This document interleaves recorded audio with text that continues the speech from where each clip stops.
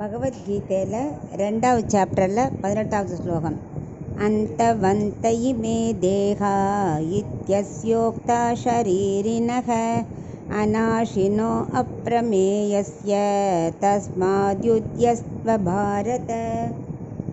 இப்போ இதுக்குள்ளே அர்த்தத்தை பார்க்கலாம். அர்ஜுனா, உடல் அழியிறதுங்கிறது உறுதி, அதை மாற்றவே முடியாது. எப்பவும் பிறப்பு இறப்பு என்பது நடந்துகிட்டே தான் இருக்கும்.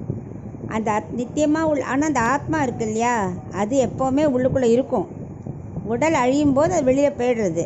ஆனால் அது என்ன பண்ணும், பாவ புண்ணியத்தை சுமந்துட்டே தான் வரும். அப்படி தான் இருக்கும். அது அடுத்த உடல் எடுக்கிறச்சே திரும்ப அந்த பாவ புண்ணியத்துக்கு ஏற்ற மாதிரி அதுக்குள்ளே நுழைஞ்சிரும். உடல் ஏன் மாதிரி அழியக்கூடியதாக இருக்குன்னா, அது பஞ்சபூதங்களால் ஆனது. ஆனால் ஆத்மா அப்படி இல்லை, ஞானத்தால் உருவாக்கப்பட்டது.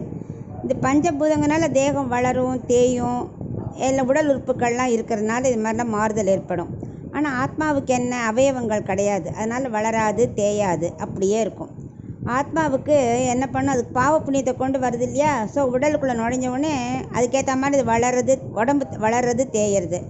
பாவ புண்ணியத்துக்கேற்ப அனுபவிக்க வேண்டிய கருவி தான் உடல். அந்த பாவ புண்ணியத்தை அனுபவிப்பதற்காக உள்ளே இருக்கிறது தான் ஆத்மா. எப்போ அந்த ஆத்மா வெளியில் வருதோ அப்புறம் அதுக்கு ஒட்டிக்காது, அந்த வளராது இல்லையா. ஆனால் பாவ புண்ணியம் இருக்கும், அது ஒட்டிட்டு தான் வரும். ஆனால் உடல் அழிகிற மாதிரி இது அழியாது. அதனால் நீ என்ன பண்ணணும், புரிஞ்சுக்கணும். தேகங்கிறது அநித்தியம், அது அழிஞ்சு தான் ஆகும். ஆத்மா நித்தியம் அது அப்படின்னு மனசை நன்னா வாங்கிட்டு வைராக்கியத்தோடு வளர கற்றுக்கணும் அர்ஜுனா அப்படின்னு உபதேசம் பண்ணுறேன்.